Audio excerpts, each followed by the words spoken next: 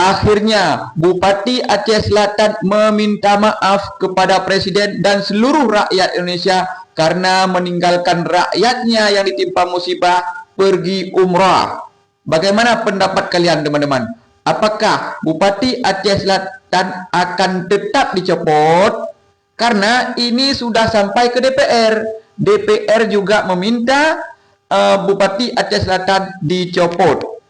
Kalau menurut saya, teman-teman, biarlah Bupati Aceh Selatan dinonaktifkan sementara supaya menjadi efek jera, karena banyak juga jasa-jasa Bupati Aceh Selatan kepada rakyatnya dulu. Belum lagi mengingat uang yang dikeluarkan saat beliau mencalonkan diri menjadi bupati. Kan kasihan ya kan? Ini menjadi pelajaran kepada kepala-kepala daerah yang lain, juga kepada pemimpin-pemimpin yang lain. Jangan meninggalkan rakyat walaupun ada ibadah, apalagi itu ibadah sunnah. Jadi teman-teman, pendapat kalian sangat menentukan Bupati Aceh Selatan dicopot atau tidak. Karena ini bermasalah dengan netizen. Netizen yang berkuasa sebenarnya, teman-teman.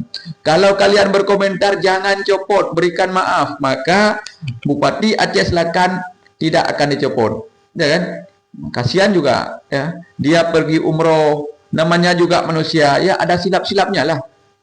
Nah, jadi kita memohon ada maaf dari Presiden Prabowo, dari Mendagri, juga dari Mualim sebagai pimpinan tertinggi di Aceh.